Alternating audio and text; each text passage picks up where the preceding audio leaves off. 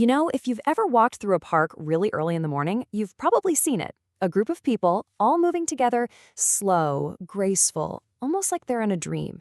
It's beautiful, a little mysterious, and it definitely makes you wonder, what exactly are they doing?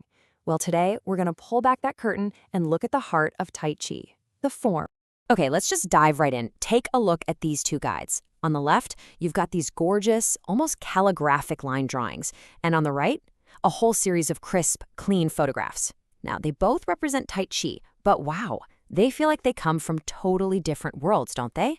So, what are they actually showing us? Well, both of these are what's called a Tai Chi form. So, what is a form? Honestly, the easiest way to think about it is like a choreographed routine. It's a very specific sequence of movements, all strung together, with one flowing beautifully into the next. It's kind of like a recipe for movement, or maybe a dance, or even a short story told just with your body. To really wrap our heads around this, let's look at two totally different compositions. We're going to start with our first case study here, a really popular sequence known as the 18-form Tai Chi. Now, this one is often blended with a related practice called Qigong, which is all about cultivating and balancing your body's energy. And here it is, the entire 18-form sequence all laid out. Just notice the vibe here. It's all done in these elegant, flowing line drawings. It's not just a set of static poses, right? The style itself gives you a feeling of continuous motion, really guiding you from one posture to the next. And the names of the movements, wow, they're so evocative. You've got painting a rainbow, the flying wild goose, balancing the chi. They're just so poetic. The names aren't just technical instructions. They're meant to spark an image or a feeling in your mind that totally guides the quality of your movement. Okay, so let's shift gears and move to our second example. We'll see how this one builds a completely different picture. This one is called the simplified 24 form. And bam! The difference in presentation is just immediate. No more drawings. This guide uses photographs, which gives it the feel of a modern how-to manual. Super clear, precise, and standardized. You'll often see this form called Tai Chi Chuan. That word Chuan literally translates to fist or boxing, which right away signals a really clear connection to its martial art roots. The movement names here are also fascinating, but in a slightly different way. Part horse's mane, white crane spreads wings, needle at sea bottom. While they're still visual, these names often describe a more direct action, something you could almost imagine as a block or a strike or a posture from a martial context. So we've got these two very distinct forms, two different flavors of Tai Chi. Let's put them side by side to really dig into the diversity inside this incredible art. First up, the 18 form. As the name tells you, it's a pretty concise routine with just 18 distinct movements.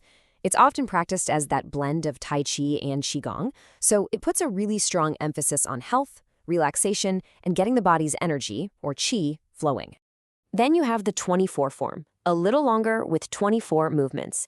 This is actually a standardized form that was created in China back in the 1950s to be a simplified, super accessible introduction to the art.